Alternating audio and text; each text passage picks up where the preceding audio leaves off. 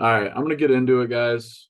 The first thing I want to do today is a breathing exercise. Some of us have already done. I'm just gonna pull up the video that I watch almost every morning. This is the breathing exercise that I do. I don't watch it every morning anymore because I kind of know what to do. But when I need a reminder, like today was the first time I watched it in a while, and I was like, oh, it was nice to watch this. Breathing for athletic performance.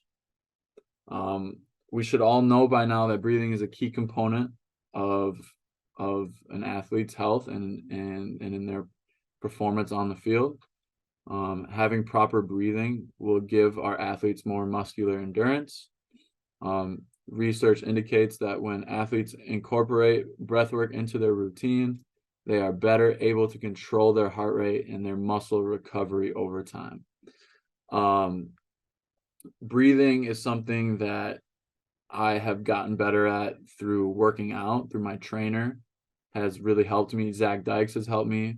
Breathing, it's usually you're breathing in, usually through the nose during the easy parts, and then during the harder parts when you're really exerting your energy or trying to explode, that's when you breathe out.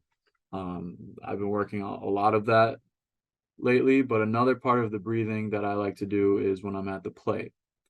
Before I step in the box, I'm usually pretty, some might say anxious. I like to say excited because I'm always glass half full.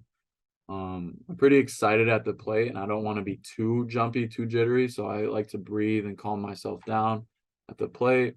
I don't know if David Voss is in here, but the other day he was pitching and I forget who it was behind him, either Taylor, Maddie, or Joey was behind him and reminding him to breathe and to relax and to calm down. And he started to perform a lot better. So this is very connected to your on the field performance. If you are the type of athlete that gets anxious or nervous before a game, it could be helpful to try and incorporate a breathing exercise into your training routine. Breathing can help reset your mind and get you focused. It can help you refocus during stressful times while in the game, and it can help boost your muscular performance if you are breathing correctly. So again, that's what I just talked about. Breathing at the plate to calm myself down, and then breathing correctly during my workout so that it can boost my muscular performance. And then in addition, breathing can help your body recover faster post performance. So, good airflow, good breathing equals good blood flow. And you guys have all heard me talk about how important blood flow is for recovery. And obviously, your blood needs oxygen. I think it's important for everyone to learn this stuff, but it's even more important for us because we've had a couple of guys who have passed out in practice or who have had shortness of breath during practice. It's important that we get our breathing under control and we know how to control our breathing and to get deeper breaths, to get more oxygen in us into our brain so we're not feeling foggy so that we can focus. Yeah, so I think it's a little bit more important to us because of a few things that have happened this fall. But yeah, so that's just a little introduction. I can send this link out to everyone again. Eventually, everyone's going to get access to all the information that I have here that I'm reading off from.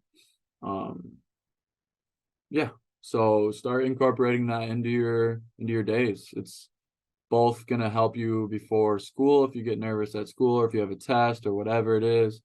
Do it in the morning for sure, but you will also see the effects it has on your baseball and your sports career. But we're gonna move on from our breathing. I know we've done that more than once, so I don't want to spend too much time there. Just remember, it's a skill, just like training our mind. All of this is a part of our mindset here, our skills that improve our mindset. Breathing is one of those skills, just like hitting, just like fielding, just like throwing. Your breathing is huge. Okay, that's basically meditating that we just did right there. Closing our eyes, being aware of our breathing. He's out in nature, you could hear the birds. I think that helps a lot as well. But all right, we're gonna move on to the next topic, which is the power of the team. This is a huge impact on your mindset. I actually think when I first brought this information, and again, at least half of that information that I shared this summer is going to be here, but it's always good to review for the guys who remember this stuff. But I think the week that I went into this stuff with you, with my 16U this summer, who are now 17, 18, pretty sure we won the next tournament.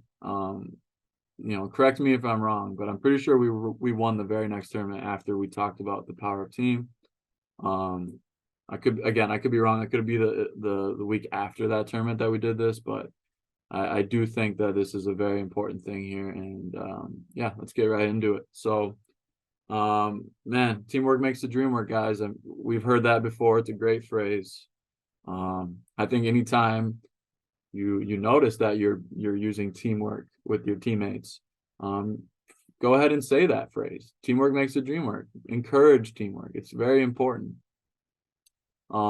It's funny because they say that baseball is the most individual team sport in all sports. And they say that because half the time in baseball, it's really you versus the pitcher, or the pitcher versus the batter. Obviously the pitcher has his catcher, he has his defenders there. But for a hitter, really, I mean, he's up there by himself. It's all up to him. But he can still be a team player. He can bunt guys over. He can have a good at bat. He can see a lot of pitches, and he can go back and kind of give feedback to his other teammates. There's plenty of ways to still, treat it like a team sport, even though there's a lot of individual moments. Okay. Again, I mean, you see it right there. If you guys can just read my chat or read this, if you can read this document right here, it says there's 9 to 14 guys on both youth teams and up to 26 players in the pros, and you better believe you need every single one of those players buying in to the teamwork aspect for you to have a successful team. Anytime I get distracted, it's because I like reading these chats. Don't distract me too much. Anyway, so I'd say that's my 14U team all the time, but it's, all three phases of the game need to be working for you to win the majority of the game. That's defense, pitching, and hitting. The entire team needs to be confident and focused. The entire team needs to be supporting each other. You can ask yourself right now, you don't have to answer. This is a rhetorical question. We already know the answer, but if you truly ask yourself this right now, you will respect the idea of teamwork a lot more. But again, ask yourself, would you rather play with supportive teammates who want to see you do well, and when you do something good, that they're clapping for you, even when you walk, or I always tell my guys to get super loud when there's like a 7 or 8 pitch at bat, or somebody gets a sacrifice bunt, or they get a sacrifice ground ball, like they hit a ground ball to second base and they move the guy over from second to third. I always tell my guys on the bench to pick him up, clap, give him a high five, let him know that he did something for the team. Would you rather have that, or would you rather have teammates who don't even pay attention to your bats, or they're so wrapped up in the fact that they just struck out that they can't even be happy for you anymore when you get a hit? You don't want to be surrounded around teammates like that. You don't want to be that guy who's too in their own head. They're too pissed off at themselves to support your teammates. Okay, we don't want that. And it's, again, an easy question. You'd rather have a team full of supporters. In order to develop high team spirit, all individual players must be comfortable in their role. Okay, you have to accept your role. It's huge. They must be totally committed to the team effort. When this happens, you achieve synergy. Okay, every individual looks better when the team is performing better. If you care about yourself and your achievements, then you will benefit more when the team does better. Okay, they called Tom Brady one of the best quarterbacks of all time because he has 7 rings, 7 Super Bowl wins. But everyone knows in football, quarterback's huge, super important, but you can't win with just one player in football. Okay. But they consider him one of the best of all time because of how well his teams have done. The better your team does, the better you look.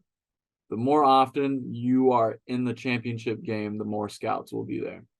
The more championships your team wins, the better your team's record is. The more good players you have if you only have one stud on your team, there's less chance that scouts are going to come to your game. If you have 8 studs on your team, or every single player on that team is capable of playing college baseball, you will draw more scouts to that game. And maybe a scout who was watching one guy, on accident, he sees another guy, because the entire team is full of studs. You will get more out of your individual accomplishments and achievements if the team does better. There are specific roles on a team, like, there's the positional leadership, like a catcher, pitcher, and shortstop, center field. You kind of have no choice but to be a leader out there. And then there's the non-specific ones, like a quiet leader who leads by example, or a vocal leader who can fuel his team with his voice and back it up with his play on the field, or he's still being super supportive guy on the bench. Right? We all need those guys. We need them. A big example here for our summer team, a 16U team who won a championship. One of our pitchers who pitches more than he plays a position or hits, Braden Grisey, he was the lifeline of our team, man. He was so energetic on the bench. He didn't do very well in his pitching outing. Didn't let that stop him from being a good teammate. We needed a guy like that on the bench to will us to a victory. I mean, he was a huge part of that for sure.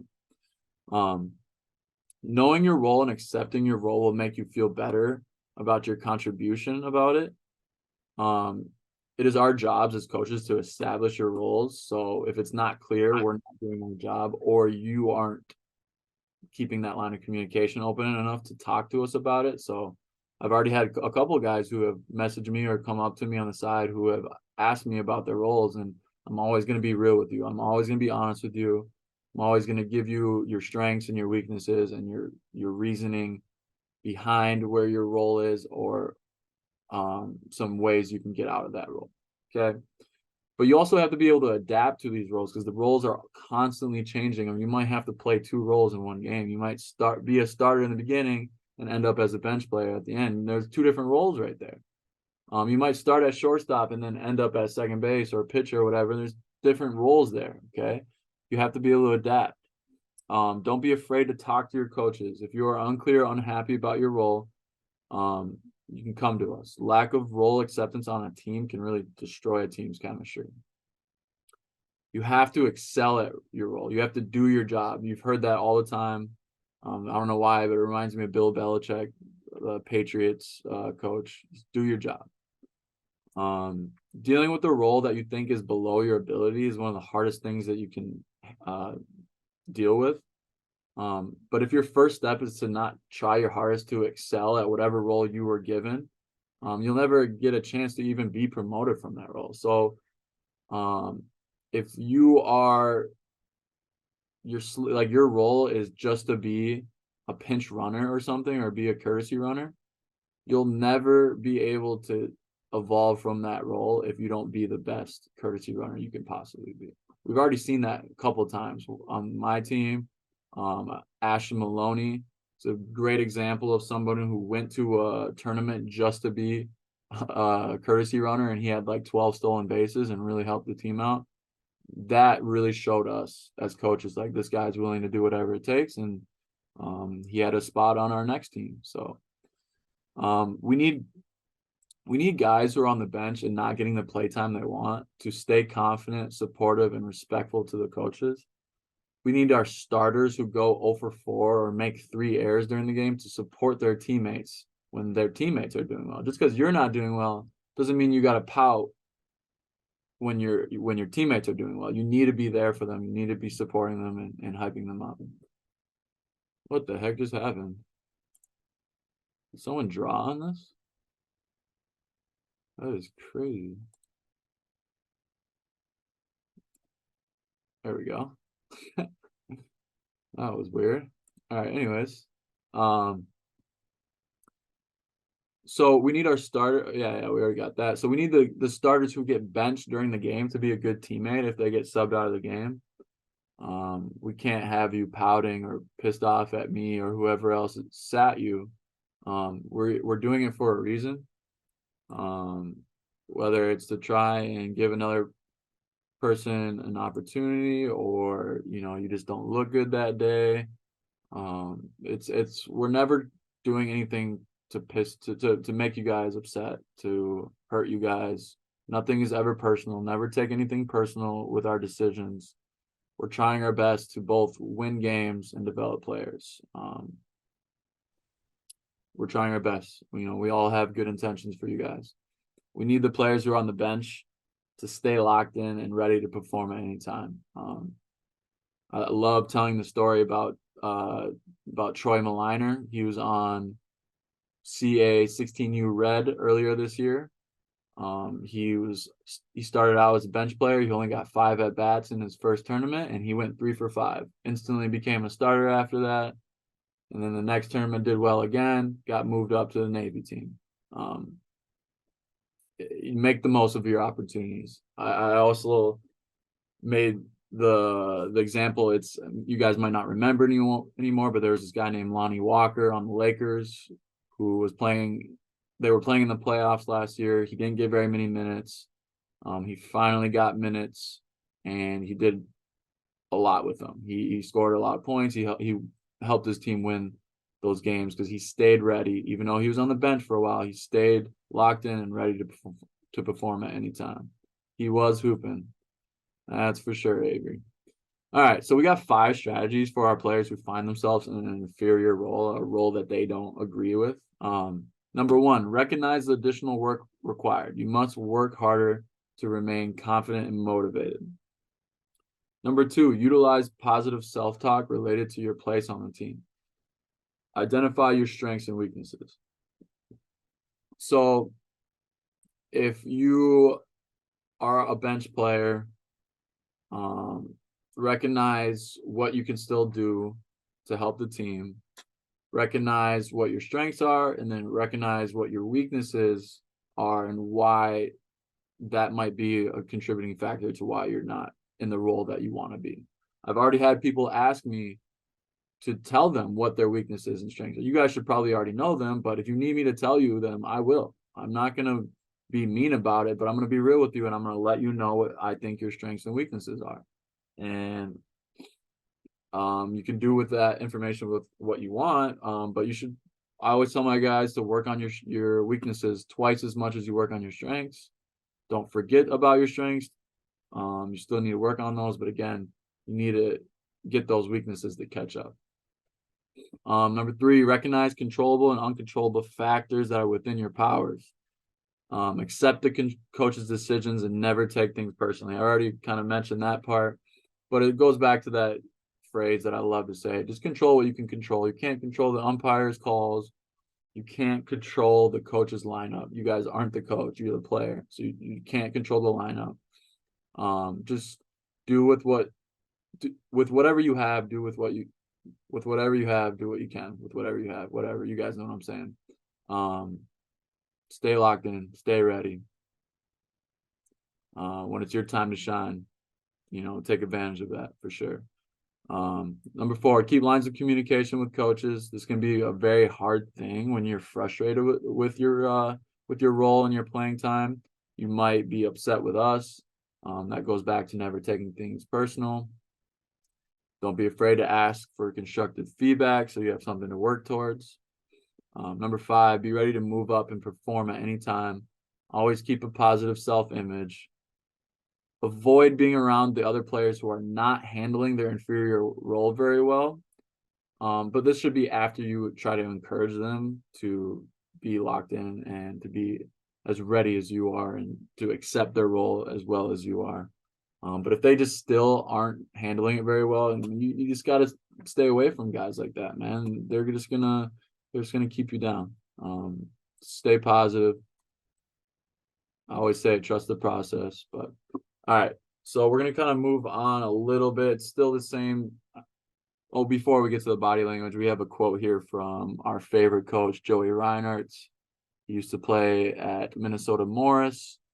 It's a little bit of a paraphrase quote here, but I'll say, so he says, surround yourself with individuals who uplift and support your growth, and don't hesitate to distance yourself from those making unwise choices. Accountability is key to success. with thriving teams holding each other responsible. Approach accountability with respect, especially when dealing with less familiar individuals. To excel, go beyond the minimum effort and explore diverse options. Joey Reinhardt is one of our assistant coaches. He does not have his own team. He's a pitching coach. He does lessons. Most of you guys have seen him, but all right, we're winding down here. We're gonna talk about body language really quick. This is a short. We only got about 5 minutes left anyway, so we're gonna end on this. And we're gonna talk about SMART goals next week. So please reach out to me if you have any questions on the SMART goals. If you weren't here last week, try to try to message one of us about sending you the document for the SMART goals. We want everyone to have a SMART goal by the end of the year. For the guys who already have done the SMART goals this summer, let's create some more, please. And I know a couple of you, like for example, Jaden has gotten hurt, so I know he has to readjust his SMART goal. But anyways, body language is very important in baseball. Part of being a good leader and good teammate is having good body language. Having bad body language will lower your performance. It will affect your team. Your team notices these things, especially if you're one of the better players. Everyone's looking at you anyways. You have bad body language, they're going to have bad body language. And then everyone's performance is going to suffer. So I found a study done in 2019 by this guy. He revealed that bad body language produced a bad action 87.9% of the time compared to only 12.1% of the time when showing good body language. So that means having bad body language will correlate to not performing as well. And it won't correlate as much, rarely at all, when you do have good body language. The discrepancy isn't as big as you can see there, the 46.3 and the 53.7, when you're comparing a good action, like how your body language affects a good action. But that just goes back to our thing is, stay neutral, never too high, never too low. Baseball player needs to forget their feelings and just stay neutral, stay locked in. This is Gino Auriemma. I don't even know how to say his last name, but he's one of the best women's basketball college coaches of all time, and I really like his philosophy here. So we're going to end on this video here. Have this tremendous appreciation for when their teammates do something well. That's hard. That's hard. It's really hard.